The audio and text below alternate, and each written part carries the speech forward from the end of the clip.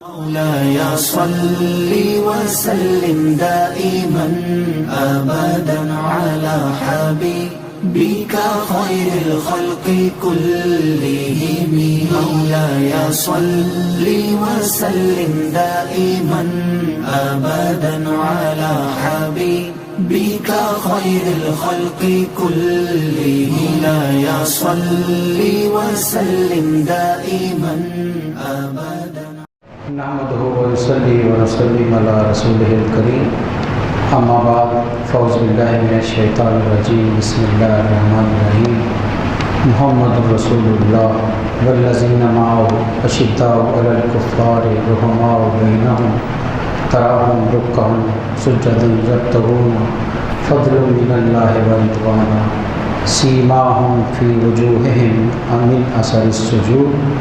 صدق اللہ العلی العظیم وصدق رسولہ النبی الکریم ونحن علی ذلک من الشاہدین والشاکرین والحمد للہ رب العالمین. حضرت گرامی، جیسے کہ آپ کو علم ہو چکا ہوگا کہ ڈاکٹر صاحب ادھر تشریف فرما نہیں ہیں، وہ رحیل خان گئے ہوئے ہیں عرس کی تقریب میں شرکت کے لیے. پروگرام تو تھا کہ شرکت میں آ جاؤں گا، لیکن وہاں آنا اتنی جلدی ممکن نہیں ہو سکا. دعا کریں اللہ تعالیٰ انہیں خیر و عافیت کے ساتھ واپس گھر تشریف لے کر آئیں وہ، اور اللہ انہیں صحت کاملہ عطا فرمائے. ان کی عدم موجودگی میں چند ایک باتیں اپنے ذوق اور محبت کے لیے ٹوٹے پھوٹے الفاظ پیش کرنے کی کوشش کرتا ہوں. دعا ہے کہ اللہ تعالیٰ ہمیں اپنے پیاروں کی سچی محبت عطا فرمائے. رسول اکرم صلی اللہ علیہ وسلم کا وجود ایک ایسا وجود ہے کہ جس نے کائنات کو مکمل طور پر بدل کے رکھ دیا. پوری کائنات میں انقلاب برپا کیا ہے. انسانی زندگی کا کوئی بھی رخ آپ دیکھ رہے، میرے نبی صلی اللہ علیہ وسلم نے ہر زاویے سے انسان کو تبدیل کر کے رکھ دیا. وہی سرزمین مکہ تھی، وہی قریش کا خاندان، وہی قبائل، وہی صحرائی بدو اور خانہ بدوش قبائل، وہی انسان تھے جو صدیوں سے اس خطہ پر آباد تھے. نسل در نسل زندگی بڑھ رہی تھی، اور ان کے وجود کیا تھے کہ جن کی زندگی کے لمحات کو، ان کی زندگی کے واقعات کو تاریخ لکھتے ہوئے شرما جاتی ہے. ایسے گھنونے اقدامات، ایسے گھنونے جرائم، ایسے پستی میں گرے ہوئے کام کہ انسانیت کا سر شرم سے جھک جائے. انسان کا لفظ تو شاید وہ جانتے ہوں، لیکن انسانیت سے ان کی کوئی واقفیت نہیں تھی. ظاہر باطن مکمل طور پر تاریکی میں ڈوبا ہوا، جن کی سوچ غلط، جن کی فکر غلط، جن کے زندگی گزارنے کا ہر انداز غلط.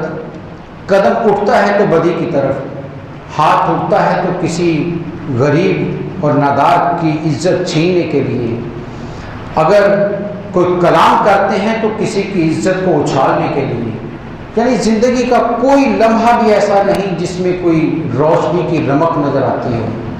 ایسے تاریک کرداروں کو میرے نبی صلی اللہ علیہ وسلم نے جب اپنے قریب کیا ہے تو جو منور کر دیا کہ فرمایا صحابی کالنجوم، لوگوں میرے صحابہ تو ستارے کی طرح ہیں، جس کے دامن کو تھام لوگے تم ہدایت یافتہ ہو جاؤ. یہ اتنا بڑا انقلاب ہے کہ تاریکی میں ڈوبے ہوئوں کو روشنی کا منبع بنا دیا. یہ ہے وہ نبی صلی اللہ علیہ وسلم کی عظمتیں. اس لیے اگر ہم نبی صلی اللہ علیہ وسلم کی نبوت کے تذکرے کرتے ہیں تو ان کی عظمت بیان کر رہے ہیں. آپ کی ظاہری حیات کے واقعات بیان کرتے ہیں تو آپ کی عظمتیں بیان کر رہے ہیں. اور میرا ایمان ہے کہ جب کوئی کسی صحابی کی زندگی کے واقعات بیان کر رہا ہے تو وہ بھی میرے نبی کی عظمتیں ہی بیان کر رہا ہے. کیونکہ وہ صحابہ اپنے طور پر کچھ نہیں تھے، وہ تو گناہ کے مجموعے بن چکے تھے، ارے ان کو نیکی کا پیکر بنایا ہے تو میرے نبی نے بنا دیا ہے۔ جو قریب آ گیا، جس پر رحمت کی نظر پڑ گئی، جس پر رحمت کا ہاتھ آ گیا، جسے پیار سے مسکرا کر دیکھ لیا، جسے اپنے قریب بلا لیا، اس کے ظاہر اور باطن کو بدل کر رکھ دیا ہے۔ کتنی بڑی بڑی تحریکیں چلتی ہیں، کتنے بڑے بڑے وسائل خرچ کیے جاتے ہیں کہ تہذیب لوگوں کو سکھائی جائے، مہذب کیا جائے، لوگوں کے کردار کو اجلا کیا جائے۔ یقیناً آج یورپ میں آپ کو بہت ساری چیزیں نظر آئیں گی، صفائی ستھرائی نظر آئے گی، آپ کو نظم و ضبط نظر آئے گا، لیکن انسان کا کردار پستیوں میں آج بھی ڈوبا ہوا ہے۔ وہاں آج بھی ماں بہن بیٹی کی تمیز نہیں ہے، وہاں آج بھی عورت سرے بازار اس کو ننگا نچوایا جاتا ہے۔ انسان ظاہر کو تو سنوار سکا ہے لیکن اپنے من کو اجلا نہیں کر سکا، اندر کو صاف نہیں کر سکا۔ میرے سرکار کی عظمتیں یہ ہیں کہ آپ نے ان صدیوں سے گناہوں میں لتڑ ہوئے انسانوں کو اپنے سینے سے لگایا تو صرف ظاہر ہی نہیں باطن بھی سنوار دیا، اندر بھی روشن کر دیا۔ اور کیا ان صحابہ کی عظمتیں ہم بیان کر سکتے ہیں؟ حضرات گرامی، میں نے سورہ فتح کی آیات تلاوت کی ہیں، قربان جائیں ان صحابہ کی عظمتوں کے۔ قرآن پاک اللہ کی ذات خود میرے نبی کے صحابہ کی صفات بیان کر رہا ہوں۔ ذرا سوچئے تو صحیح مقام کیا ہے، مرتبہ کیا ہے۔ کوئی عام انسان بیان نہیں کر رہا۔ آج کوئی بڑا کسی کی شان میں دو جملے بول دے تو وہ بڑا اتراتا ہے کہ فلاں نے میری تعریف کی ہے، فلاں نے مجھے اچھے الفاظ سے یاد کیا ہے۔ ارے ان صحابہ کی عظمتوں پر قربان جائیں جن کی عظمتیں میرے پروردگار نے خود قرآن میں بیان کر دی۔ اور میری اور آپ کی کسی کے بارے میں تعریف وقتی ہو سکتی ہے، اور یقیناً وقتی ہوتی ہے، 6 مہینے، سال، کتنا عرصہ میرا جملہ چلے گا، آپ کا جملہ چلے گا۔ ارے قرآن میں جس کی تعریف آگے قیامت تک اس کو لوگ پڑھتے ہی رہیں گے، عظمت کے ترانے گاتے ہی رہیں گے، ان صحابہ کی عظمتوں کو سلام پیش کرتے رہیں گے۔ خدا کے کلام کو فنا نہیں تو میرے صحابہ کی عظمتوں کو فنا نہیں، ان کے تذکرے قیامت تک جاری رہیں گے۔ یہ کیوں ان کو ملا؟ اس لیے کہ وہ اس مرکز سے جڑ گئے جو باقی رہنے والا وجود ہے، اس وجود سے اپنا رشتہ جوڑ لیا کہ جہاں سے ساری نورانیتیں ملتی ہیں۔ آج روشنی کسی پر پڑے تو اس کے سامنے حصے کو روشن کرتی ہے۔ ارے میرے سرکار کی روشنی جس پر پڑی اس کے ظاہر باطن دائیں بائیں آگے پیچھے پورے وجود کو چمکا کر رکھ دیا۔ یہ ہے اسوہ، یہ ہے کردار میرے نبی صلی اللہ علیہ وسلم کا، ان صحابہ کی عظمتیں ہیں۔ قرآن کہتا ہے محمد الرسول اللہ، کہ لوگوں محمد صلی اللہ علیہ وسلم کون ہے؟ اللہ کے رسول ہیں۔ ان کا تعارف، ان کی پہچان کوئی اور نہیں، فقط اور فقط وہ اللہ کے رسول ہیں، جن کا نام نامی اسم گرامی محمد صلی اللہ علیہ وسلم ہے۔ وہ ہر حال میں اللہ کے رسول ہیں۔ بچپن میں دیکھو وہ اللہ کے رسول ہیں، لڑکپن میں دیکھو وہ اللہ کے رسول ہیں، جوانی میں دیکھو وہ اللہ کے رسول ہیں، ارے سو جائیں تو وہ اللہ کے رسول ہیں۔ یہی تو وجہ ہے۔ حضرت عبداللہ بن مسعود رضی اللہ عنہ کی حدیث، میرے نبی صلی اللہ علیہ وسلم سو گئے اور آپ کے سونے کی آواز میرے کانوں میں آئی، آپ اٹھے، آپ نے اٹھ کر نماز شروع کر دی۔ میں نے کہا یا رسول اللہ آپ تو سو گئے تھے۔ فرمایا میری آنکھیں بند ہوتی ہیں، میرا دل نہیں سوتا ہے۔ ارے تم سمجھتے ہو کہ کوئی آنکھ بند کر لے تو یقیناً فتویٰ یہی ہے فقہ کہ وضو ٹوٹ جاتا ہے۔ ارے ان کا سونا بھی نبوت کا سونا ہے، ان کا جاگنا بھی نبوت کا جاگنا ہے۔ وہ قدم اٹھائیں تو نبوت کے قدم ہیں۔ تسلیم کرنا پڑے گا کہ وہ جو کچھ بھی کر رہے ہیں ان کا ہر عمل نبوت کے سایوں میں ہے۔ وہ اپنی رضا سے، اس سے بڑھ کر اور کیا ہو سکتی ہے؟ انسان بولتا ہے، کبھی جی چاہتا ہے بولتا ہے، کبھی نہ چاہتے ہوئے بولتا ہے، لیکن قربان جائیں آقا کریم صلی اللہ علیہ وسلم کی عظمتوں کے۔ قرآن کہتا ہے وما ینطق عن الہوی ان ہوا الا وحی یوحی۔ ارے لوگوں، میرا رسول، میرا نبی اپنی مرضی سے تو بولتا ہی نہیں، جب بھی بولتا ہے میرا کلام ہی ہوتا ہے، ہماری رضا ہوتی ہے، ہمارا پیغام ہوتا ہے، اس لیے ان کا بولنا بھی عام بولنا نہیں ہے۔ ارے وہ کہہ دیں کہ یہ ہوگا تو وہ ہو کر رہے گا۔ اگر سراقہ سے کہہ دیا کہ کسریٰ کے کنگن تیرے ہاتھ میں آئیں گے، دنیا ادھر سے ادھر ہو سکتی ہے لیکن وہ کنگن اس کے بازو میں ضرور پہنچے، یہ ہو کر رہے گا۔ کیوں؟ یہ کسی عام بشر کا کلام نہیں ہے، یہ وہ ہے کہ جو بولے تو تقدیر بدل جاتی ہے، جو کہے تو تقدیر تبدیل کر دی جاتی ہے۔ تو اس لیے قرآن کہتے ہیں کہ پہلا ایمان، بنیادی ایمان یہ ہے کہ نبی صلی اللہ علیہ وسلم کو اپنا رسول تسلیم کرنا۔ ان کی زندگی کے کوئی اور دو حصے نہیں ہیں، تقسیم نہیں کیا جا سکتا کہ یہ حصہ نبوت کا ہے، یہ نبوت کے بعد ہے، یہ علاوہ ہے نبوت کے۔ فرمایا نہیں، جس وقت بھی تم ان کو دیکھو گے انہیں رسول کی حیثیت سے دیکھو گے۔ ارے حضرت آمنہ کی گود میں اگر آئے ہیں تو رسول کی حیثیت سے آئے ہیں، ورنہ بچے تو دنیا میں روز آتے ہیں۔ ارے کون ہے جو آئے تو ناک بریدہ ہو، کون ہے جو آئے تو اس کے لب پر امتی امتی کی صدائیں ہوں۔ ارے کون ہے ایسا بچہ کہ وہ آئے تو کس طرح کے کنگن گر جائیں۔ یہ نبوت نہیں تو اور کیا ہے، بتا دیا۔ اور حضرت آمنہ رضی اللہ عنہ بارہا سنا آپ نے، فرمایا میرے نبی صلی اللہ علیہ وسلم تشریف لائے تو میں نے مکے کے چھوٹے سے کمرے میں لیٹے ہوئے چارپائی پر شام کے محلات کو بھی دیکھا ہے، وہ روشنی پھیلی ہے۔ تو بتا دیا کہ لوگوں میرے نبی کو ماننا ہے تو پورے وجود کو رسول مانو۔ ان کی زندگی کا، بلکہ زندگی ظاہری وجود کا بھی کوئی حصہ ایسا نہیں جس پر انگلی رکھی جا سکتی، عام انسان کی طرح نہیں ہے۔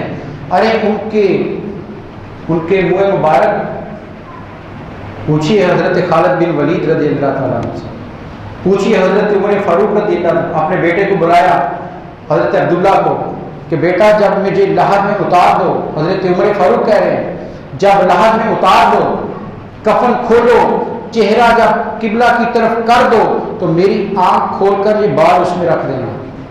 کہا ابا جان یہ کون سا بال ہے؟ فرمایا یہ میرے نبی کا بال ہے۔ ارے ان کے وجود کا کون سا حصہ ہے جو نبوت سے خالی ہوگا؟ وہ سر سے پا پورے کا پورا وجود رسول کا وجود ہے۔ اسی لیے تو انگلی سے اشارہ کرے تو شجر خود اپنی جڑوں سمیت چل کر میرے نبی کے سامنے آ جائے۔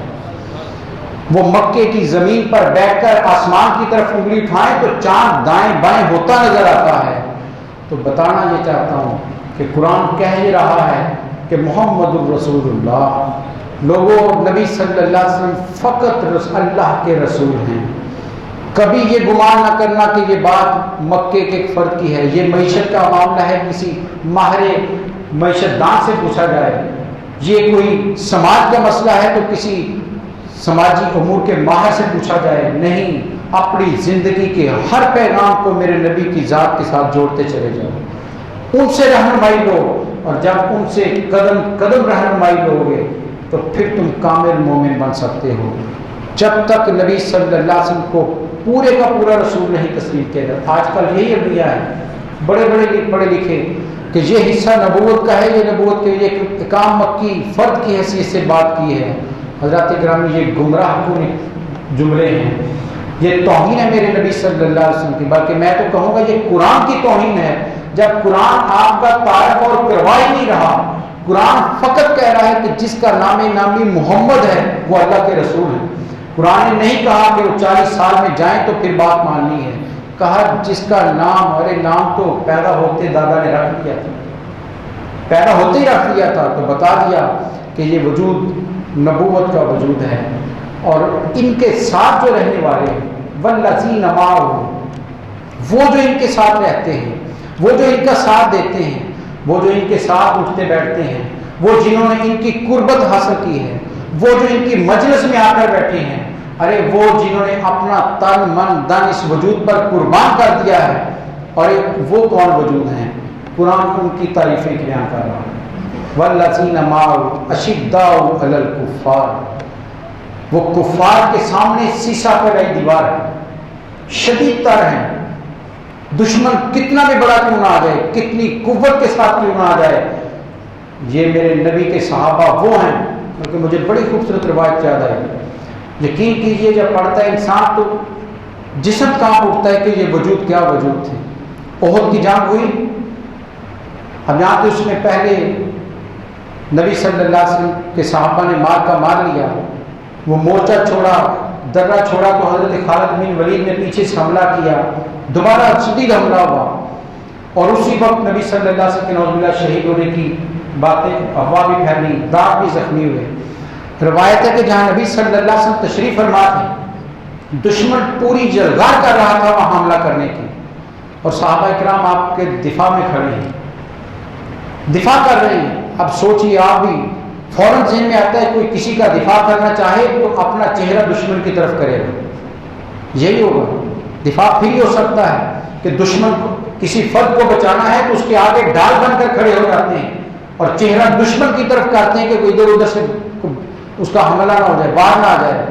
قربان جائیں صحابہ اکرام کی عظمتوں کے اس نازک ترین مرحلے میں جہاں انسان کو کچھ سجائی نہیں دیتا، روایت کہتی کہ صحابہ اکرام میرے نبی کے گرد محاصرہ کیے کھڑے ہیں، آپ کو اپنے اندر لیا ہوا ہے، دفاع کر رہے ہیں، لیکن پشت میرے سرکار کی طرف نہیں کی ہے، پشت میرے سرکار کی طرف نہیں کی کہ کہیں توہین نہ ہو جائے۔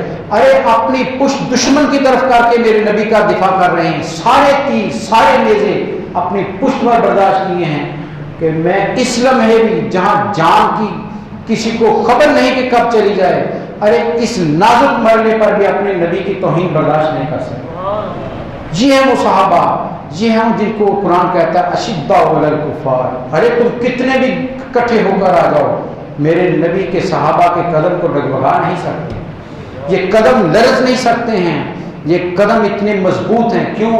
ارے ان قدموں کی سلامتی کی دعائیں تو میرے نبی نے کی ہیں۔ کیا بدر کی ساری رات گواہ نہیں؟ بدر کی ساری رات سارا قافلہ سو رہا ہے اور میرے سرکار سجدے میں آنسو بہا رہے ہیں۔ ارے ان قدموں کی سلامتی اور استقامت کی دعائیں میرے سرکار کر رہے ہیں۔ کیسے ممکن ہو سکتا ہے کہ اپنے سے 3 گنا بڑا دشمن بھی مسلح ہو کر مکمل ساز و سامان کے ساتھ بھی آ جائے، میرے نبی کے کسی صحابی کے قدم ڈگمگائے، ڈٹ کر کھڑے ہیں۔ ارے وہاں تو معاذ اور محفوظ ان کے قابو میں نہیں آئے، معاذ اور محفوظ جیسے چھوٹے بچے شہینوں کی طرح حملے کر رہے ہیں۔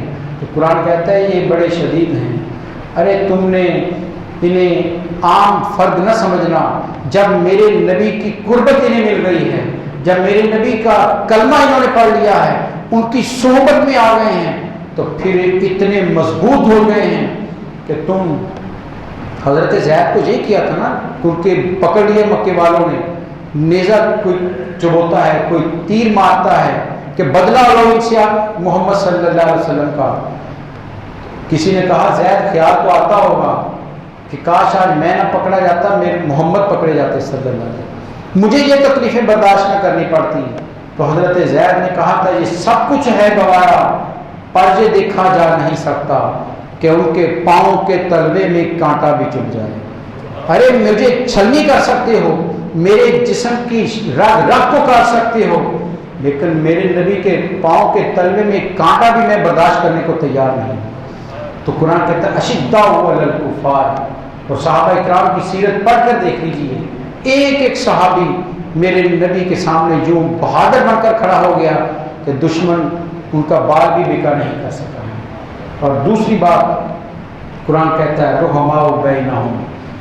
ارے ان کی شدت دیکھی ہے، ان کی پختگی دیکھی ہے، دشمن کے سامنے ان کو شدید ہوتے ہوئے دیکھا ہے، ان کی تلوار کے جوہر تم نے دیکھے ہیں، دشمن کا مقابلہ کرتے دیکھا ہے۔ لیکن یہ ایک بات آپ کو پچھلے دنوں یوم صدیق اکبر رضی اللہ عنہ منایا گیا، تاجدار صداقت کے حضور ایک اپنی بھی عقیدت کے پھول پیش کرنا چاہتا ہوں۔ بدر کی جنگ ہو گئی تو بعد میں مسجد نبوی میں تشریف فرما ہے اور ان کے بیٹے حضرت عبد الرحمن بھی وہاں بیٹھے ہیں، اور یہ وہ ہیں جو بدر کی جنگ میں مکے والوں کی طرف سے آئے تھے، اسلام بعد میں قبول کیا، مکے والوں کے ساتھی بن کر آئے، اسلام پر حملہ کرنے آئے، بعد میں مسلمان ہو گئے۔ مسجد میں بیٹھے باپ اور بیٹا گفتگو کر رہے ہیں، بدر کے واقعات ایک دوسرے کو سنا رہے ہیں۔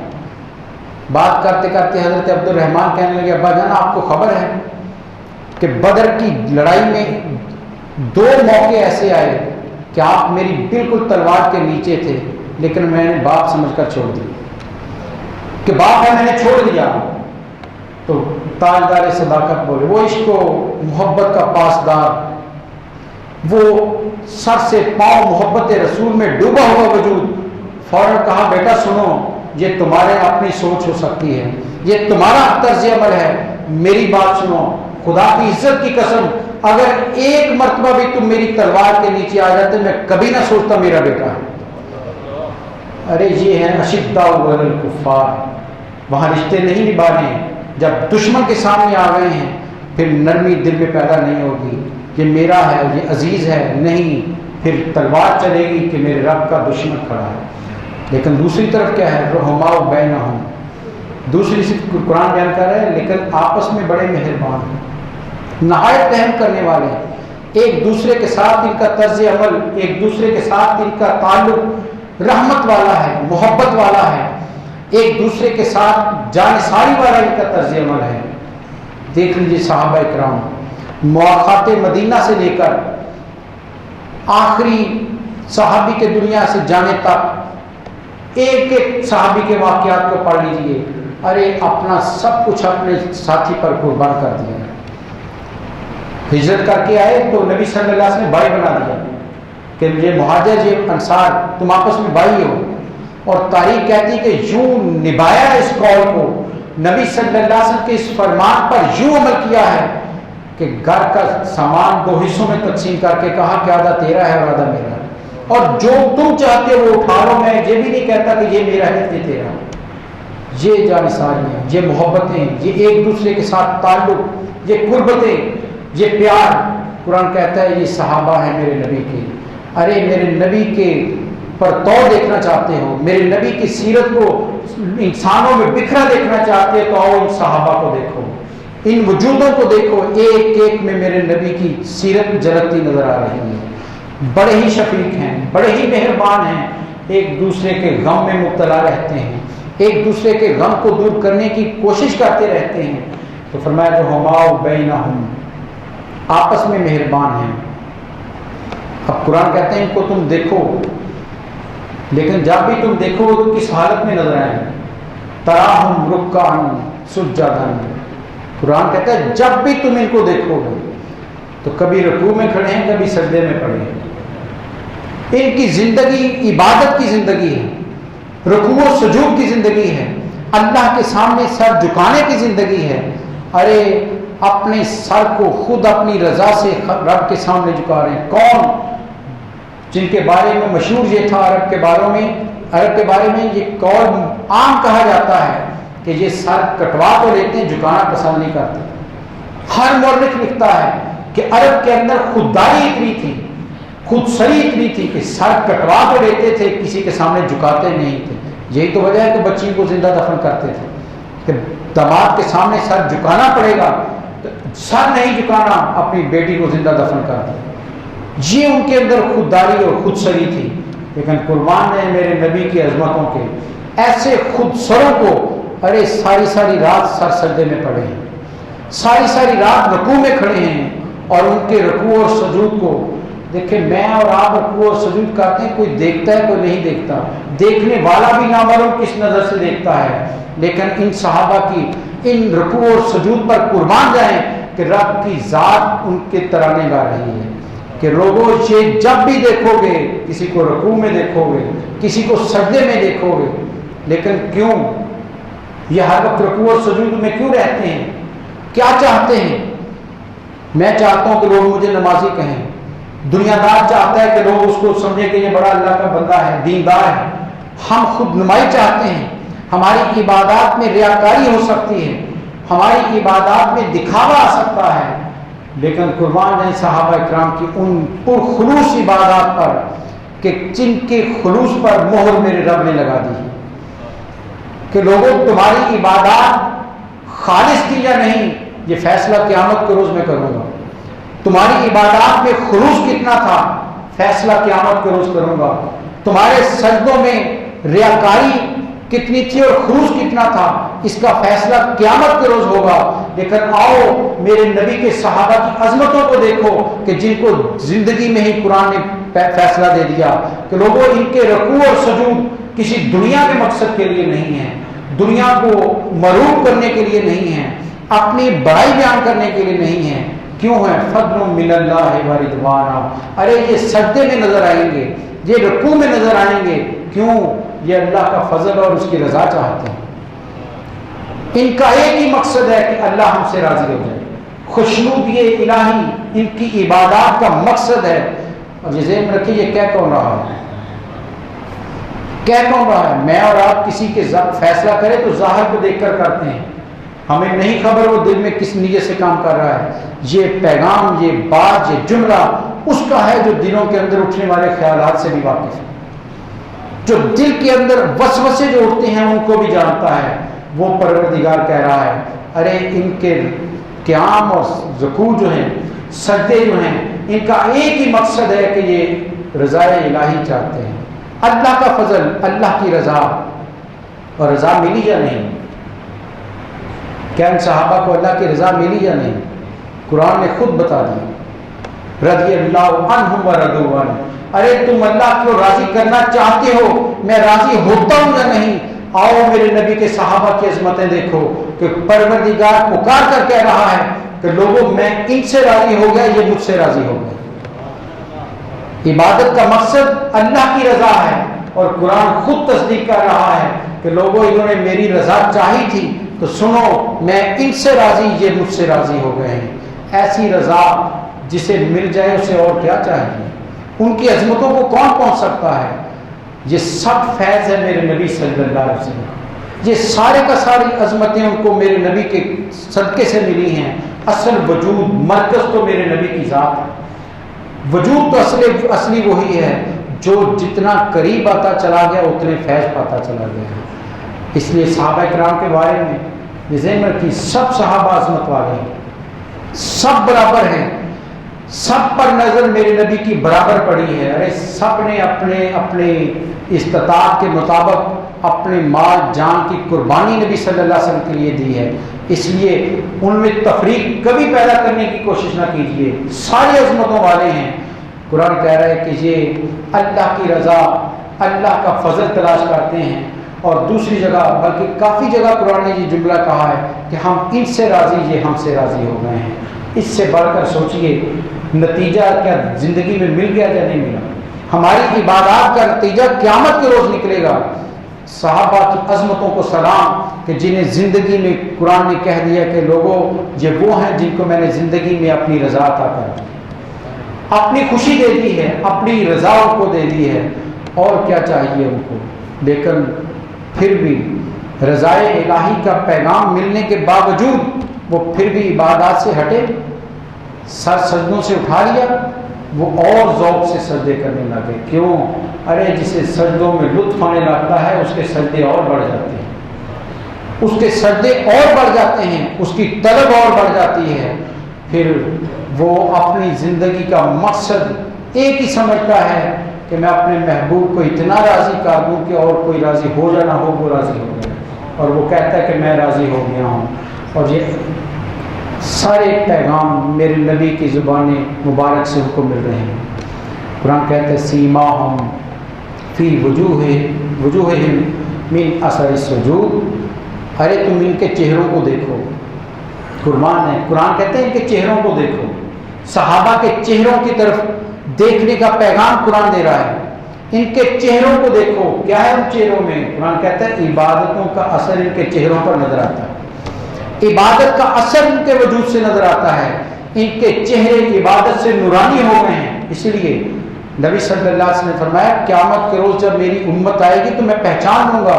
اسے یا رسول اللہ کیسے؟ فرمایا ان کے چہرے چمکتے ہوئے ہوں گے، میں پہچان جاؤں گا، یہ روشن چہروں والے۔ اسی لیے تو ہم کہتے ہیں کہ اللہ والا ہوتا ہی وہ ہے جسے دیکھ کر اللہ یاد آ جاتا ہے، جس کے چہرے سے نورانیت ٹپکتی ہے وہی اللہ والا ہوتا ہے۔ تو فرمایا عبادات، اتنی عبادات کی ہیں، اتنی عبادت میں مگن رہتے ہیں کہ پھر اس عبادت کا اثر ان کے وجود پر آ جاتا ہے۔ ارے بلال حبشی رنگت کاری ہے، سیاہ رنگت ہے، موٹے ہونٹ ہیں، زبان بولی نہیں آتی، لیکن ان کے وجود پر جو نورانیت آئی ہے جنت کی ساری حوریاں ان کی ایک جھلک پر قربان کی جا سکتی ہیں۔ یہ ہے وہ فیض جو میرے نبی صلی اللہ علیہ وسلم صحابہ کو عطا کیا۔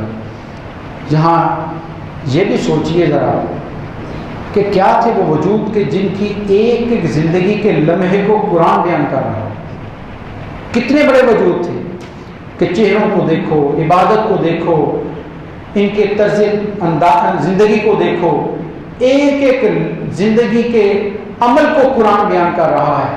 تو وہ عظیم صحابہ، میرے نبی صلی اللہ علیہ وسلم کے مجلس میں بیٹھنے والے، آپ کے اولین تربیت یافتہ، جنہوں نے یہ شان اور عظمت پائی ہے، قرآن کہتا ہے ان کی مثالیں ہم نے تورات میں بھی دی ہیں اور انجیل میں بھی دی ہیں۔ اس لیے امام مالک کہتے ہیں کہ جب عیسائیوں نے حضرت صحابہ کرام کو دیکھا جنہوں نے شام فتح کیا، تو وہ پہچان گئے کہ یہ مسلمان ہیں۔ انہوں نے کہا وہ کیسے؟ کہا انہوں نے کہا کہ ہماری کتابوں میں ان کے تذکرے موجود ہیں، ان کی چہروں کی عظمتیں ہماری کتابوں میں موجود ہیں، ان کے انداز ہماری کتابوں میں موجود ہیں۔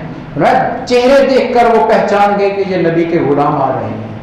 تو یہ عظیم صحابہ جنہوں نے اپنی زندگی لمحہ لمحہ اپنے نبی پر قربان کی ہے، جن کا زندگی کا بڑا خوبصورت شعر یاد آ رہا ہے۔ یہ صحابہ کیا تھے؟ وہ کہتے ہیں صحابہ وہ صحابہ ہر روز جن کی عید ہوتی تھی۔ ہمیں تو سال کے بعد عید ملتی ہے، وہ بھی خوشی ملتی یا نہیں ملتی، کتنی تکلیفوں کے بعد ایک دن خوشی کا آتا ہے، اور اس میں بھی کتنے غم ساتھ شامل ہوتے ہیں۔ لیکن شاعر کہتے ہیں صحابہ وہ صحابہ ہر روز جن کی عید ہوتی تھی۔ ارے نبی کا قرب حاصل تھا، روزانہ دید ہوتی تھی، نبی صلی اللہ علیہ وسلم کے ساتھ بیٹھتے تھے اور چہرہ مصطفیٰ سامنے نظروں میں رہتا تھا، والضحیٰ والا چہرہ آنکھوں میں رہتا تھا۔ ارے اس سے بڑھ کر اور عید کیا ہو سکتی ہے کہ وہ نورانیت والا چہرہ، ارے جس چہرے کی قسمیں پروردگار کھاتا ہو، جس چہرے کو پروردگار کہے کہ میں دیکھتا رہتا، قد نرا تقلب وجہک فی السماء، آپ کے چہرے کا اٹھنا میں دیکھ رہا ہوں۔ ارے اس چہرے پر صحابہ کی نظریں ٹھہرتی ہوں تو عید ہے یا نہیں ہے، عظمتیں ہیں یا نہیں ہیں؟ تو یہ شان ان صحابہ اکرام کی ہے۔ آئیے اپنی زندگی میں ایک فیصلہ کریں کہ ہم نے نبی صلی اللہ علیہ وسلم کے ان صحابہ اکرام کی عظمتوں کو سلام پیش کرنا ہے، کسی صحابی میں تفریق بھی نہیں لانی ہے۔ ہر صحابی معتبر ہے، خواہ وہ اہل بیت کا فرد ہو یا اہل بیت کے باہر کے، سارے صحابہ ہیں، سب کی عظمتیں ہیں، سب شان والے ہیں، سب کو اللہ نے وہ عظیم مرتبہ دیا ہے۔ کیوں؟ وہ سارے کے سارے ایک وجود سے جڑے ہوئے ہیں، وہ ایک وجود مرکزی وجود ہے، اسی کے گرد وہ طواف کرتے رہتے تھے، صبح اٹھتے دیکھتے۔ حضرت ابو ہریرہ رضی اللہ تعالیٰ کہتے ہیں کہ میرا اصحاب صفہ میں سے ہیں، کہتے ہیں کام کیا تھا؟ یہی کام تھا کہ نبی صلی اللہ علیہ وسلم کا ہر وقت آپ کے پیچھے پیچھے جانا۔ نظروں سے اوجھل ہو جاتے تھے تو ہماری طبیعت خراب ہو جاتی، پریشان ہو جاتے تھے کہ سرکار کا چہرہ نظر نہیں آیا۔ تو پوچھا پھر تلاش کیسے کرتے تھے؟ فرمایا راستے خود بتا دیتے تھے کہ میرے سرکار کدھر گئے ہیں۔ فضا مہکنے لگتی تھی، خوشبو آتی تھی آپ کے وجود کی، اور ہمیں خبر ہو جاتی تھی آپ اس طرف تشریف لے گئے ہیں۔ سوچئے وہ صحابہ جو آپ کو تلاش کرتے پھر رہے ہیں، ایک لمحہ آپ کے دیدار سے دور رہنا نہیں چاہتے، ان کو یہ شانیں پروردگار نے عطا کی ہیں۔ کتنی دعائیں ہیں جو میرے نبی نے صحابہ کرام کی خاطر مانگی۔ حدیث پڑھیے آپ، کتنے مواقع آئے کہ انصار مدینہ کے لیے، مہاجرین کے لیے، کبھی کسی صحابی کے لیے، کسی کو سینے سے لگا کر دعا دی، کسی کو قریب بٹھا کر دعا دی، مختلف دعائیں نبی صلی اللہ علیہ وسلم کی صحابہ کرام کے بارے میں۔ ارے جن کو نبی صلی اللہ علیہ وسلم کی دعاؤں نے اپنے حصار میں لیا ہوا ہو، اور وہ دعائیں جن کو قبولیت خود جھوم کر آ جاتی ہے۔ یہی ہمارا ایمان ہے نا کہ وہ تو وہ وجود ہے نبی صلی اللہ علیہ وسلم کہ زبان سے نہ بھی کہیں، ایک خیال دل میں آئے تو پروردگار پورا کر دیتا ہے۔ تحویل قبلہ اس پر واضح مثال ہے کہ نبی صلی اللہ علیہ وسلم زبان سے اظہار نہیں کیا، نماز میں آنکھ آسمان کی طرف اٹھی ہے، پروردگار نے کہا محبوب جسے آپ چاہتے ہیں اسے قبلہ بنا لیں، جس پر آپ راضی ہیں اسے قبلہ بنا لیں، دائیں ہو یا بائیں، آگے ہو یا پیچھے، ہمیں اس کی نہیں، ہمیں آپ کی رضا چاہیے۔ تو جس کی دل میں اٹھنے والے خیال کو پروردگار قبول کر لیتا ہے، پورا کر دیتا ہے۔ ارے جب وہ ہاتھ اٹھا کر صحابہ کے لیے دعائیں مانگتے ہوں گے تو کیا کچھ نہیں ملا ہوگا، کیا کیا عظمتیں نہیں ملی ہوں گی، کیا کیا۔ حضرت انس بن مالک رضی اللہ عنہ نبی صلی اللہ علیہ وسلم کے خادم ہیں، خادم خاص کہا جاتا ہے، مدینہ منورہ میں 10 سال خدمت کی، آپ ہمیشہ آپ کے ساتھ رہے خدمت گزار کے طور پر۔ نبی صلی اللہ علیہ وسلم نے ان کو درازی عمر کی دعا دی ہے، اور جو آخری صحابہ فوت ہونے والے ان میں حضرت انس بن مالک شامل ہیں، طویل عمر پائی ہے۔ کہتے ہیں کہ مدینہ سے غالباً شام تشریف لے آئے تو لوگ کا جمگٹا ہو گیا کہ صحابی رسول آئے ہیں، جیسے ہمارے ہاں ہوتا ہے، بزرگ آ جائے تو لوگ اپنی بیماریاں لے کر آ جاتے ہیں، بچہ بیمار ہے، فلاں بیمار ہے، دعا کیجیے۔ لوگ آ گئے کہ صحابی رسول آئے ہیں، جی فلاں بیمار ہے، فرمایا ٹھہرو، ایک گدڑیا تھی، اس کا ایک کنارہ پانی میں بھگوتے اور اس کو کہتے پی لو۔ دوسرا آتا جی فلاں بیمار ہے، اس کا کنارہ پانی میں بھگوتے کہتے پی لو، اور وہ صحتیاب ہو جاتے۔ لوگوں نے پوچھا یہ گدڑی ہے کیا؟ فرمایا یہ وہ بچھونا جو میرے رسول رات کو سوتے ہوئے نیچے بچھایا کرتے تھے، اس میں اتنا اثر ہے جسے میرے نبی صلی اللہ علیہ وسلم اپنا جسم مبارک مس کیا کرتے تھے، اس میں شفا آ گئی ہے کہ پانی میں بھگو کر جسے پلا دیتا ہوں وہ صحت یاب ہو جاتا ہے۔ یہ ایمان کس کا ہے؟ یہ صحابی رسول کا ایمان ہے، یہ اس صحابی کا ایمان ہے جو 10 سال میرے نبی کے خادم کے طور پر رہے ہیں۔ تو حضرات گرامی، یہ صحابہ اکرام حضرت ابوبکر صدیق ہوں، ان میں بھی ساری عظمتیں میرے رسول کی نظر آتی ہیں۔ کسی میں صداقت ہے، کسی میں عدالت ہے، کسی میں شرم و حیا ہے، کسی میں جرأت و بہادری ہے، کسی میں حلم ہے، کسی میں زہد ہے، کسی میں سخاوت۔ یہ سارے صحابہ جو ہیں یہ میرے نبی کی سیرت کے پرتو ہیں، ان کو اکٹھا کریں، ایک وجود میں دیکھنا ہو تو وہ میرے نبی کی ذات ہے۔ یہ صحابہ اکرام کو نوازا ہے، دعا کریں اللہ تعالی ہمیں ان صحابہ اکرام کی تعلیمات پر عمل کرنے کی توفیق عطا فرمائے، ان سے محبت کرنے کی توفیق عطا فرمائے، اور سب سے بڑی بات یہ کہ ہمیں اپنے نبی سے سچی محبت کرنے کی توفیق عطا فرمائے۔ وآخر دعوانا ان الحمدللہ رب العالمین۔ مولاي صل وسلم دائما أبدا على حبيبك خير الخلق كلهم، مولاي صل وسلم دائما أبدا على حبيبك خير الخلق كلهم، مولاي صل وسلم دائما أبدا